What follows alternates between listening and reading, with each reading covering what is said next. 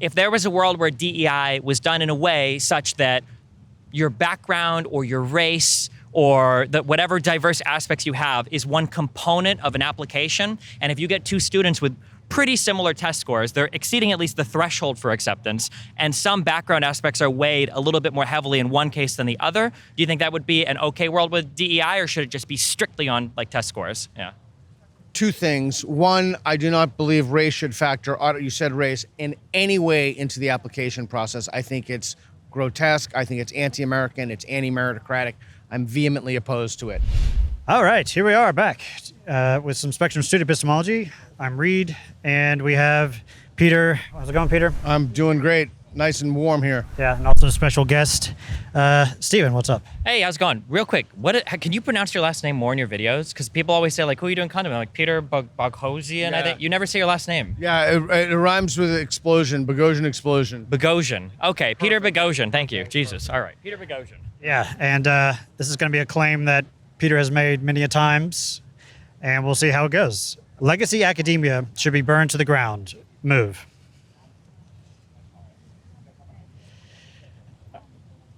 Boards. And they're going to write down their best reason for being on that map. Just as a point, I would never do this to other people unless I would be willing to do it myself. Right. Okay, you got 3 guesses. Go ahead. I think that you wrote that down because the United States needs universities because they're engines of knowledge production, which are key in global competitiveness. Is that accurate? Fuck. Yeah, I would say close enough. That would be your best reason? Yeah, basically. It would have been? Yeah. Okay. Okay. Well, all right. So you, It would have been a bit broader than that. I would have just said that largely speaking, the type of knowledge that we get from these institutions historically and in the present and going into the future have like been a massive boon to the United States in many ways. But essentially, yeah, what he was saying, yeah. Okay, great. So you go ahead and guess what he would say. My guess for him was that toxic social and financial incentives have irrevocably destroyed this institution. Toxic social and financial incentives. No, and it is not better than the reason I have. Okay. Go ahead. Did he have to say that? Well, that's sometimes. We do that sometimes. Okay.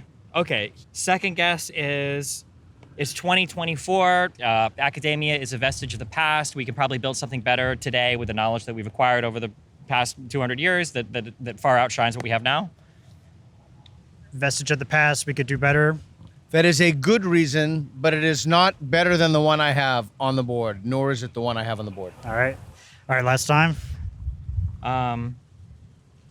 They're not even producing good information. They don't actually get us far ahead. Most of the advantages that we've seen have actually come from private industry. They might work with academia, but the main driver and generator has been the capitalistic economy and the private ingenuity and inventions that have happened, not the academic institutions. And if anything, they've slowed it down. Is that? No, but I would say that's a decent reason, but if I were to run with that, it's actually worse than that, but no. All right, what is your reason? Indelible corruption at every or nearly every level of every academic institution in the United States. All right, we'll have you explain that. Go ahead and put that down. So what do you mean by that? Well, it's simultaneously a complex and a simple problem. You have academic corruption at multiple levels across multiple spheres. You have them with diversity, equity, inclusion boards. You have them with entire veins of literature. You have them with plagiarism scandals. I mean, the best example of that is Harvard. We could talk about it if you want to.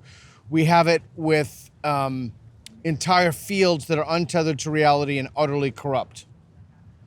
Do you understand that? Any questions about that? No, I think I got it. Okay. Explain what DEI is and what those are. So there are diversity, equity, and inclusion offices at virtually every, if not every, university in the country. Very recently, again, going off the Harvard case, Claudine Gay was found to plagiarize. Even before the investigation, they did the investigation, they found her innocent. 4 people of the diversity, equity, inclusion, the chief diversity officer was found to have plagiarized her dissertation. The chief Title IX officer was found to have plagiarized his dissertation. And none of these people lost their jobs. They're still in those positions. They've obtained their credentials fraudulently. They're still in those positions. Okay, let's do this claim. If a university has a DEI department, that is a strong signal that it is corrupt. Go. Same? All right. Why is it not a strong signal?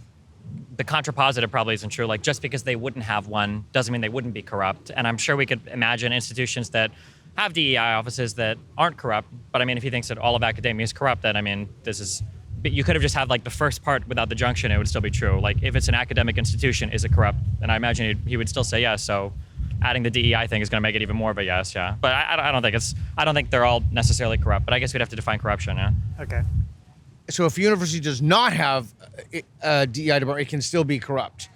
If a university has a DEI department, it is a type of ideological influence that corrupts genuine scholarship, open inquiry, free debate, and places a specter on campus of what people can and cannot say. It also is a type of corruption because it enforces equity mandates so that the best people don't get the positions for promotion and tenure, the best people aren't accepted into schools. There's some other exogenous factor that comes in for example, who's matriculating into the university or who become full professor.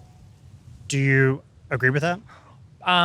Not necessarily. So personally, I don't have like I haven't done a huge deep dive into like what a DEI policy looks like. I think that there are ways to do affirmative action or diversity, equity, and inclusion that could be positive, and I think there are ways to do it that could be not positive. I think that my guess is we would both agree that there are certain backgrounds that you could weigh more heavily than others. That if I've got a kid from an incredibly rich family and a kid that literally grew up like in the streets of the most impoverished neighborhood in the entire country, that if that kid manages to score like 1 point less than this kid, this guy's probably got something more going for him that, like, you know what, even though he might have gotten a little bit worse, like the fact that he came from this background and got to this level is far more impressive than this, and that might be a student that I would want to incorporate more than the other person here. However, the big thing, and I'm guessing Peter would agree with me on this, maybe not. The big thing is how you're weighing those backgrounds and what exactly you're including when you're looking for diversity, equity, and inclusion. One thing that I brought up in my conversation with Jordan Peterson is if you talk to conservatives and liberals, both of them think they have a very diverse group of friends sometimes, but the reality is there's usually very rigid ideological conformity on both sides. So if your form of diversity is just people of different skin colors that are all very rigidly conforming on some other type of identity or some other type of ideology, you're not really doing much for diversity, equity, and inclusion. You just have like a weird reverse racism program that's like promoting unqualified people to positions that they can't maintain. Yeah. Any comments about that, or I have another claim? Yeah, I have one comment. I would agree with you about the low-income background. If the missions, it all depends on the mission statement of the university. If the mission statement of the university, if there's something included in that so they make it transparent so that people know, that's different. But it would also say, is merit included in the university? And how do you define merit? How do you disambiguate that? So it would depend on what the explicit goal of the institution is, and then you work back from that to figure out who you should accept. So right now, for example, at Harvard, et cetera, they're claiming it's a meritocracy, but they are systematically discriminating against Asians. Okay, I want to pose two scenarios. I'm curious if we would agree on both of these. In one world, we'll say both of these worlds are hypothetical, regardless of how much they mirror the current one. In one world, diversity, equity, inclusion exists in such a way that you have a very strict racial quota that you're trying to hit on the school, and merit is taking a very far back seat to trying to maintain that quota. In that world, would you be okay with DEI or against DEI? I'd be against it. Okay. I think I would agree. I would be against it as well.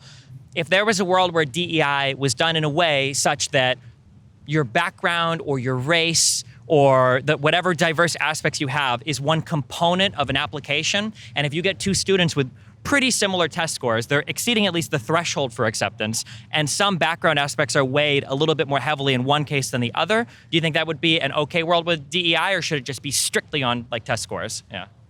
Two things. One, I do not believe race should factor, you said race, in any way into the application process. I think it's grotesque. I think it's anti-American. It's anti-meritocratic. I'm vehemently opposed to it. However, if you want to make the claim that people of different backgrounds, like the claim he made before, someone who's poor, he's worked his way up, I don't think grades should only be taken into account. I don't think SAT scores. I do think that there's a kind of package that we have to look at. but unequivocally, race should not be in that package. Okay, any comments? Okay, that's very close to my position. Not saying you've moved towards me or I moved towards you, but I largely agree with a lot of that. I guess so. One final question, and I'm not fully sold on this, but I do tend to agree with it. If you could have a university where the average SAT scores are 1550, and that body is 100% white students, and then you could have a second university where the average SAT scores are 1525, so 25 points lower, but it's like 25% white, 25% Asian, 25% black, 25% whatever else you want to fill in there. Do you think that the more diverse university that has slightly lower average test scores, do you think there might be some other type of value there that supersedes having the slightly more qualified people or the slightly higher test scored people? All right. Yeah, that's a great question. I do. And if one wants to make the claim that those test scores are responsible for producing certain outcomes in terms of successful graduation rates or students who go on to make certain accomplishments, like if we would need that, then the question would be, how would you rate those factors? How would you balance those to weigh them out? Yeah, this is why I don't talk to Peter. I think we fully agree. I think my guess is in your mind, you're thinking that the merit has gotten so far away from the qualification process that the things that college is supposed to achieve, smarter people, better workers, more productive workers, people that can contribute more to the overall body of what makes this country great, that's actually becoming diminished as a result of DEI. But the pro-DEI argument would be that, like, if you sacrifice a little bit on like just a raw test score or something like that, having a more diverse background actually increases all of those other things. My guess is going to be that if your claim, the empirical one of it, actually makes everything a little bit worse, we would both agree. I don't have a principled attachment to diversity. If diversity made everything worse, then I'd say let's just live separately. And I'm thinking you don't have necessarily a principled attachment to lack of diversity. You're just saying that when you sacrifice the merits too much, things get completely messed up. But I think we would largely both agree if the empirical outcome showed one or the other. Would be my guess. Yeah. Right. Okay. I'm curious about that comment though, and why you don't talk to me. Why? Because we agree too much. Yeah, because it feels like at the end of the day, I feel like the best types of conversations are ones that are principally loaded, but then they're principally loaded but sensitive to consequential conditions.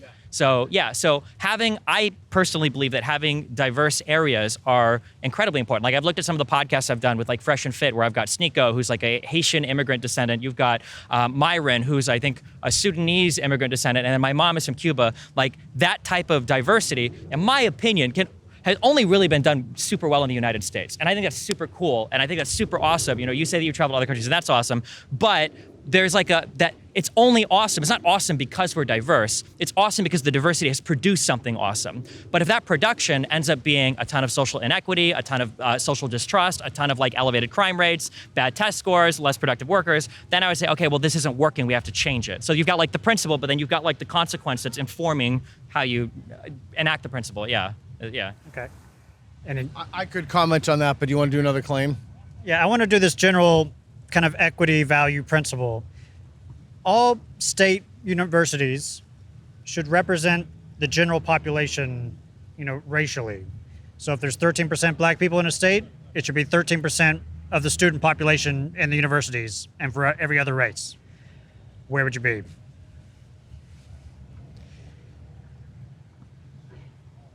Yeah, why? I'm probably strongly disagree. The only reason I'm not strongly disagree is that like the university should represent an even slice of society, but it should be because an even slice of society is able to participate in university at an even level, not because the university is just trying to weight it so that like, yeah. So I would be strongly disagree otherwise, yeah. Same deal.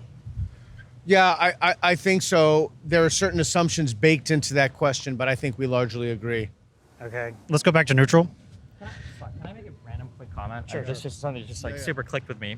With the other two guys that you brought up. You know, people complain about being called like a Nazi or a communist and everything all the time. When you and I disagree strongly on these particular topics, and then we give our disagreements, okay, people would probably call you a Nazi. People would call me a progressive, whatever.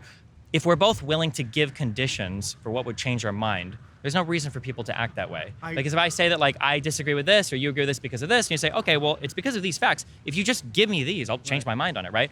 But then really quick, the guy earlier, I'm not trying to just point out him because a lot of people do this on the left and right, but the guy earlier is like, nothing would change my mind. Well, okay, well, what do you expect then for people to call you besides a Nazi? It's not like they say anything else is going to matter, right? So I think that being willing to change your mind, not only should you be willing to do that, that should be paired on the other side with, okay, well, if you're willing to change over these facts, this is what I'm going to fight over. That's just a thing that just, I want to comment on that because I think that's so important. By definition, Nazis don't change their mind or they wouldn't be Nazis. Sure. So for us to be called Nazis, if you can create conditions or supply the conditions under which you'd be willing to change your mind, particularly about political issues, it seems to me bizarre to call someone. I mean, that's the kind of thing that people do when they haven't done the intellectual work. They just hurl those epitaphs at you. Okay. Okay, let's go back to neutral, and we'll do the classic Kendi claim. The only remedy to past discrimination is present discrimination. Move. Wow. Why are you there? Okay. All right. The only remedy... and the claim is the only The way. only remedy to past discrimination is present discrimination. I think that there are ways that you can remedy outcomes of different things to make them more equitable or equal that don't involve present discrimination. But I am very sympathetic towards the idea that, let's say you have a population of black people, let's say you have a population of white people, let's say the population of black people is heavily discriminated against in the past, but through a whole bunch of hard work and a whole bunch of everything else, they managed to build up and achieve the exact same outcomes as the white people. When you look at that society, you go, oh, well, look, you guys caught up, like, you're good. I can understand this group of people like, fuck you. Like, we might have gotten to where you're at, but we had to work so much fucking harder for it. We need some kind of compensation for it. It's not fair to say you want to just help our ends here by giving us some financial compensation when the reason why we were discriminated in the past wasn't a financial one, it was a racial one. So even if we have caught up in this way, there should be some sort of retributive or some sort of restorative justice for us because we were discriminated against this way in the past that makes that particular ill whole, I guess. But I gave a strong argument. Like, I'm neutral because that's like a... That's it, yeah. I'm sympathetic to both sides there, yeah. Can you repeat that back? I'm not sure that I can because I got lost in a few places along the way, and I'm thinking about it in terms of the racial condition. And so is the idea, the sentiment in that, because certain people, I'm so sorry if I get this wrong, that certain groups or races of people have been so discriminated against and they had to work so hard to overcome those that they need some form of redistribution, which means a tax on the top, or they need some form of equity, which means helping them out because they've been so historically disadvantaged, or reparations, something like that, to compensate from past sufferings. Is that the basic idea? A little bit. Basically, for the grounded example would be, let's say somebody wants to do affirmative action in schools. One guy wants to make it race-based. Another guy says, well, we should go by income of students because that's more fair. The response might be, for the other person, they say, okay, well, in the past, we weren't discriminated against because we were poor. We were discriminated against because of our race. Right. So now I want to be helped because of my race, not helped because I happen to be poor. So even if there's a wealthy black person, he deserves the help too because his family was discriminated against in the past because of his race, not because of his financial status. I don't like the changing the condition. That would be like the example argument, yeah. Okay, and the idea is that because there's a history of discrimination, race-based discrimination, those individuals were not able to accumulate wealth. And when you can't accumulate wealth over time, you have more disadvantages as it relates to some groups who could have accumulated wealth. Potentially, but it has more to do with the idea that even if they have accumulated wealth, the harm in the past was a racial one, so the restoration in the future needs to be a racial one. Yeah. Okay, so I'm up with you up until that point. Why does it follow if the premise, conclusion? If the premise is the harm in the past was a racial one, what's the second premise to make the conclusion that the way to address that has to be a racial? I don't think you could do it in a clean syllogism, but it would be something like all harms are unique types of harms. Racial harm is a type of harm. In order to alleviate a particular harm, it has to be addressed in a particular way. Racial harm is a unique harm that needs to be addressed in a particular way. And then the conclusion would be the only way to address a racial harm is with a racial cure, I guess, basically, yeah. Okay. Yeah. So that's where I'm having trouble with the validity and the soundness. Two things. So why couldn't another way to address that be equality of opportunity? Well, it could be. That's why I'm a neutral. But I'm saying that, like, if you've been discriminated against your whole life because of your race, and then now 20 years later, they're like, okay, we're going to make whole everybody that was racially discriminated against by paying you out money or something. And then you're like, okay, well, wait, hold on. I managed to accomplish everything I did, but you're not going to pay me money because I got ahead of the average white person? Well, now I feel like I'm getting fucked. Like, I feel like you should pay me money just because of my race, because I had to overcome these things because of my race. You can't make me financially whole now when you were attacking me in the past, not because of my finances, but because of my race, if that makes sense. I don't necessarily think it's the best argument, but that's why I'm on neutral. Yeah. I think actually a really similar type of claim has to do with student loan debt forgiveness. That when Biden wants to forgive student loan debt, he says, well, we want to forgive this debt because it'll help the economy and it'll help everybody with debt. But the people that have paid that debt are looking at it like, wait a second, fuck me. I just paid all my shit off, and now you're gonna forgive these motherfuckers? That's bullshit. I had student loan debt, so even if I'm already made whole, it's only fair to compensate me for the past ill that I suffered. So the racial thing would be similar. Like my family, my lineage, all of this was a racial suffering. You can't just not pay me out now because I happened to catch up. That's bullshit. Fuck them. If you're gonna pay us, you have to pay all of us because we paid in the past in a racial way. That would be like the comparison, I guess. Yeah. Okay. Okay, I understand the claim. Yeah, I understand that. Okay, let's go back to neutral. So I think one assumption within the only remedy to past discrimination is present discrimination is that there are currently disparate outcomes in the U.S. based on race. Yes, there are. Yeah. Some of that disparate outcome is due to the legacy of racism, either slavery or Jim Crow or other systemic policies or norms in society. Yeah. Okay. Very small, but yes. Okay. Whatever that slice is should be addressed in some way today. The disparate outcomes of races in the U.S. today is partly due to the history of racism in the United States, and that needs to be addressed Okay. today. All right. That's a compound claim, but okay. And where would you be for that? I'd be on like slightly agree. Go ahead. Where would you be?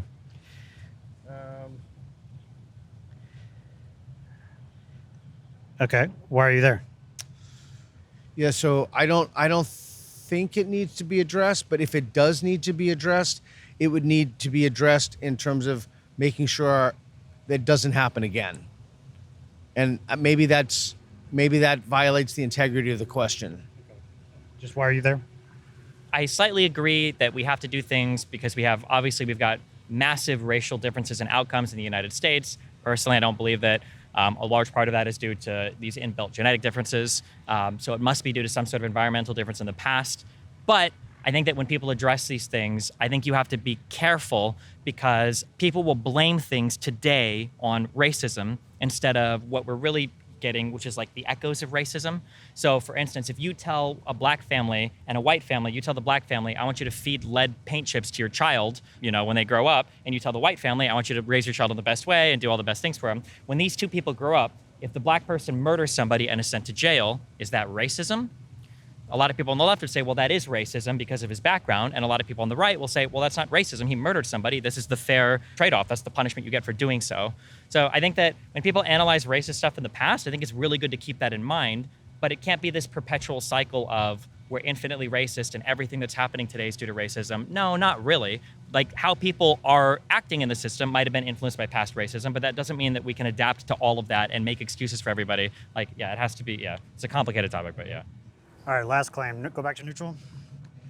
If everyone judged people not on the color of their skin, but on the content of their character, the legacy of racism in the United States would be addressed within the next 50 years. Go.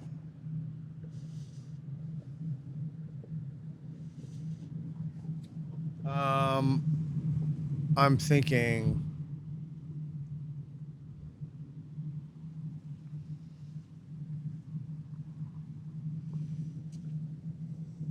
So I'm thinking I could go either way on this. My tendency is to want to go to the strongly agree, but I'm concerned that there may be certain genetic components among people whose ancestors were subject to certain evolutionary conditions that enabled them to adapt to certain environments better, although that word is problematic, than others.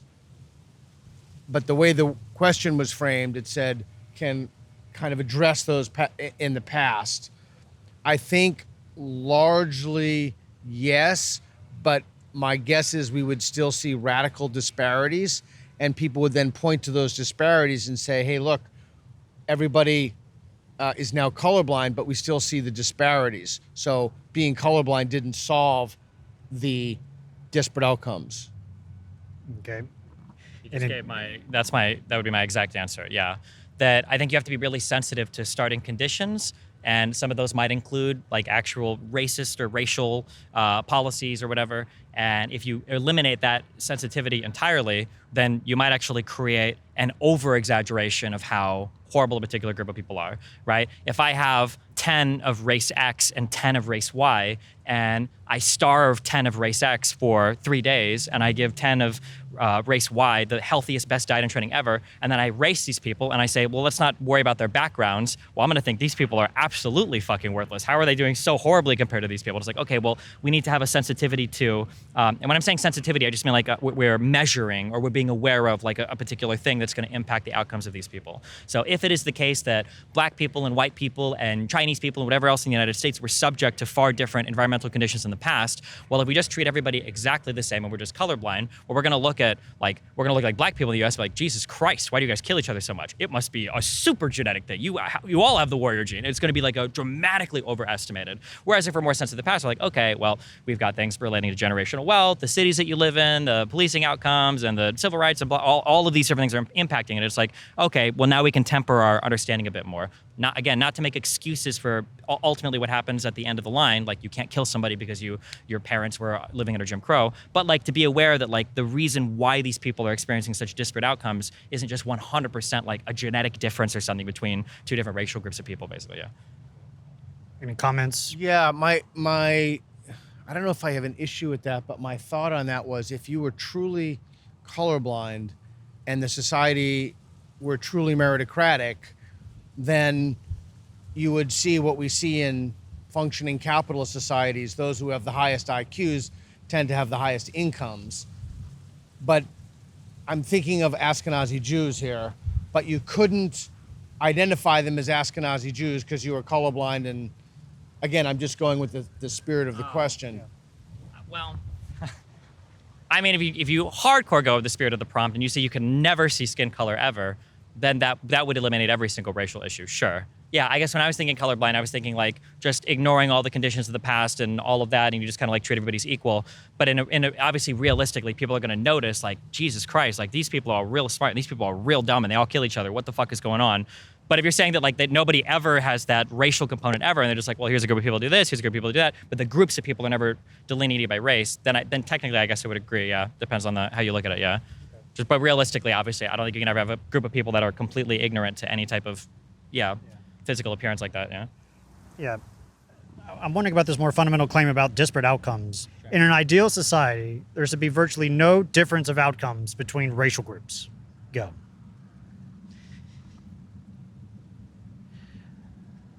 Okay. Why are you there?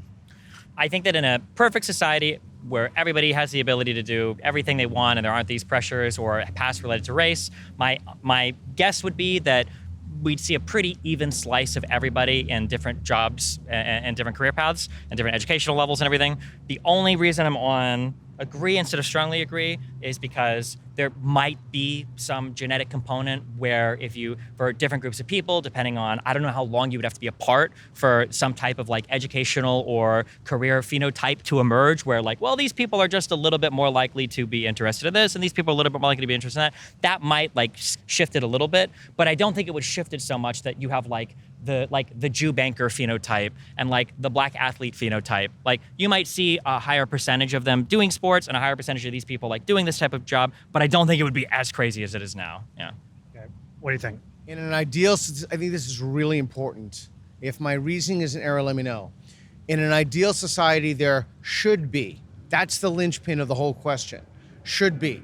So, for example, we know that Ashkenazi Jews have won Nobel Prizes radically disproportionate, for example, for basically to anybody from 2% of the population. So when you say in an ideal society should be, so then we're going to have to create some mechanism to make sure that doesn't emerge. You're going to have a kind of Harrison Bergeron situation where we punish the people from rising at the top. Maybe, and you want to make the claim, in addition to helping the people at the bottom, the assumption there is that somehow humans stack linearly and that, 50,000 of a certain person will make one Ashkenazi Jew who's a Nobel Prize winner. So there are differences among groups, and I didn't say race, but there are differences among groups. And so when you say should be, it's too much like you need some kind of totalitarian top-down control to punish people from achievement. Any comments or questions? Fuck yeah.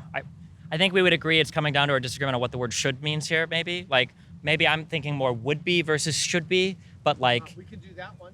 Yeah, well, because I'm thinking that like... Because here's what I'm thinking. Let's say you have a set of three identical triplets, okay? If you feed them all the same food, you train them all the same way, they should be the exact same in terms of like racing and whatever other competitive thing. But when I say should be there, I don't mean like they should be, as in like if this guy does better, we're gonna make him worse. When I say should be, what I mean is they would be if you treated them all exactly the same. That's what I look at when I think of like the racial stuff. I would think that society would be a lot more equitably cut up. I hate that fucking word, equitable. Yeah. It would be a lot more equally cut up in terms of like 10% of every demographic would do this, and 10% of every demographic would do that, blah, blah, blah, blah, blah. I think it would look like that. But I don't agree with the should be, where it's like, well, if all these Ashkenazi Jews, are outperforming all of these, X race of people, well, X race of people should just be awarded prizes because to make them feel better, and maybe don't give the Jews that many prizes because fuck them, yeah. So I wouldn't agree with the should be like the Harrison Bergeron, like let's put the helmets on them and take them down. When I say should be, I mean like if we treat everybody in a particular way and remove all these past issues, they should all perform more similar than they are now. When I say should, I mean would, I guess, yeah. So maybe we agree, but it's just a different interpretation of that word, yeah. All right, I'll give you the last word. Any questions or comments? So I want to comment on, I had Heather McDonald on the show, and I asked her why people were so willing to throw away the meritocracy, for example, in, well, basically everything. And she said something that was so interesting to me. She said, because people don't understand the degree of the disparities. If they only understood how disparate, for example, SAT scores were, they would not be willing to do that. I want to hit on a few things that I think are important, but... We're out of time. What? We're out of time. We're out of time, okay. Last word, any comments? I think I would largely agree with that. The issue doesn't necessarily come from the disparities. It's like, is it race-based? That's always like the really hot question. But one thing that I push back against a lot is if you are going to deal with a particular thing, you have to be aware of the realities in that thing. So for instance, I'm a huge capitalist, but I like a lot of redistributive policy when it comes to welfare. But you have to understand that if you do these policies, they're gonna affect these markets in this way, and you can't turn a blind eye to that. You have to be aware of that. When it comes to people, and it sucks, and it might not feel good to think about it, but IQ, or IQ tracking G, is an unfathomably important metric in a person's life. Arguably one of the most important controlling mechanisms for if you could endow a child at birth with $1 million or 145 IQ, a lot of the time the 145 IQ might outperform that $1 million. It's just such an important metric, or G in general. And the idea of, when we say a meritocracy, there are some things that we can get rid of that wouldn't affect this fucking country at all. We license for so much shit, okay? I'm not fully convinced that if you get rid of licensing for hairdressers, that it's going to destroy haircuts across the country. But when you start digging into highly G-loaded things, so like SAT scores or other types of measurements that are getting at something a little bit more fundamental or more raw, you are stepping into very dangerous territory. And the only reason you can do that is, I don't know, I'm gonna very cautiously agree with your guest because I don't know anything about our political positions, but it's because you don't realize how immense the difference would be between a person with 110 IQ and a person with 85 IQ. You're in very, very, very different worlds. Not such a world that the 85 IQ person needs to be thrown into a meat grinder and cut up, but you're in such a world that when college education, to the opposite of what conservatives believe, college education is one of the biggest drivers of income inequality, because once you start earning money as a college grad, you're dramatically outpacing these people. Something has to be done where we can't just pretend that people that are only capable of working some type of job can magically, learn to code and become software designers or developers. Yeah. So, yeah. Okay. Great. We'll end it there. Thank you. feel free to, What do you think of this? I think it's a fun exercise. Yeah. Yeah, I like doing it with you. I think, we agree on so much, which was kind of the problem. Yeah, I like grabbing ordinary people outside of the political world because it's interesting. Sometimes it's interesting to see how knowledgeable people are or how intractable some people are. Like the one guy here, I hope he was a random guy. Well, I guess he was a fan of yours. Was he? When I did the Ukraine-Russia thing, because he said he'd watched your videos before. But I was surprised at like the level of understanding that he had for some of the things we were talking about for climate change and everything. And I was like, oh, that's cool. I would expect only like an online person to know this. Maybe I'm generalizing a bit, but then also seeing other people who are like, like I would never change my opinion on this. There's no way. And it's also really good because it illustrates sometimes the total different realities that some people live in. Yeah. And I thought about this as I'm writing here. I'm thinking like, okay, well, why wouldn't Donald Trump be a president? Okay, well, how would I evaluate him? Well, I'm thinking policies. I'm thinking like actions around the world, blah, blah, blah. And I'm trying to think of all these things. And then I'm nowhere near it. This guy's like, because Biden's fucking senile. And I'm like, fuck me. Yeah. Fuck. What was I thinking? Yeah, of course. Right. And then much the same, if I was a conservative, I might be across from a liberal and I might do all these things. And they might have because Trump is a fucking fascist. And I'm like, oh, fuck. Yeah, I wasn't going to think of that. Yeah. So I think it's good to show the totally different, not just the different thoughts, but the different thought processes of different people. Yeah, and that's the epistemological part of it. So I hope, do you have fun? Yeah. Cool. All right, thanks again, man. I really appreciate it. Thank you Thanks, so much. Thanks.